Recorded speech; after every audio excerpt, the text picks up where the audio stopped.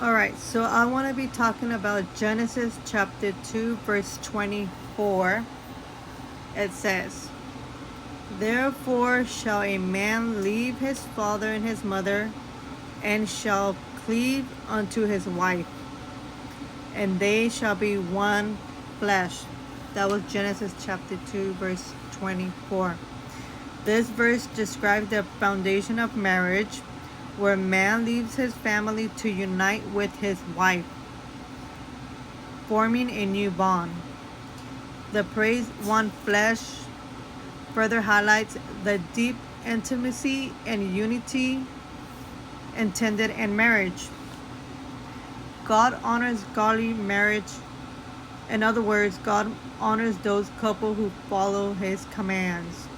God did not create marriage just so you can be married. It is so God can fulfill his plan within the marriage.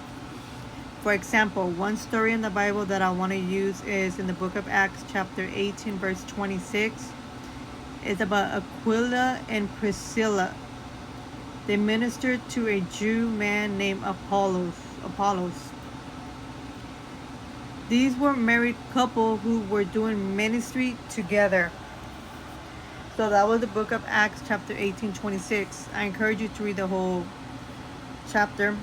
But that's where Aquila, being the husband, and Priscilla is the wife, they were together doing ministry.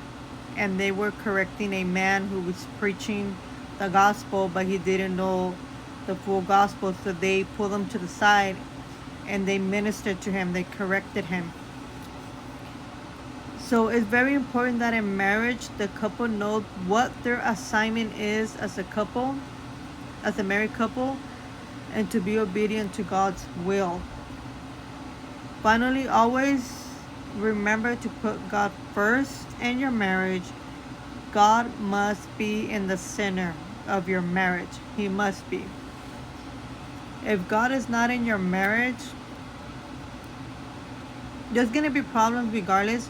But if God is not in your marriage, there can be a lot of spiritual warfare, and that marriage can quickly fall apart. You want to build your marriage on solid ground, on solid foundation. God is the rock. You want to build it on a rock, so your marriage can last, your marriage can be aligned according to God's will.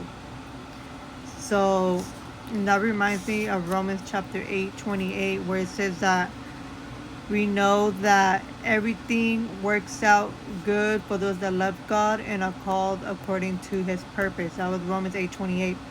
So again, Genesis 2:24. "Therefore shall a man leave his father and his mother, and shall cleave unto his wife, and they shall be one flesh." So whether you're married, this is a good teaching, or you're single planning to get married, this is also a good teaching. I encourage you to read Genesis, the whole chapter 2. That's where God creates Eve for Adam. Remember that God said that man should not be alone. They need a helpmate, which is the wife. And having said that, I also want to mention that if you are seeking to get married, make sure that you have a relationship with God and ask him to tell you who he has for you. Because you do not want to marry the wrong person. You do not want to be in the wrong relationship. Tell the Lord to show you, to give you confirmations as to who, or the person that you're dating with, is the person that he wants for you. Okay, God bless. Take care. And Jesus Christ is King.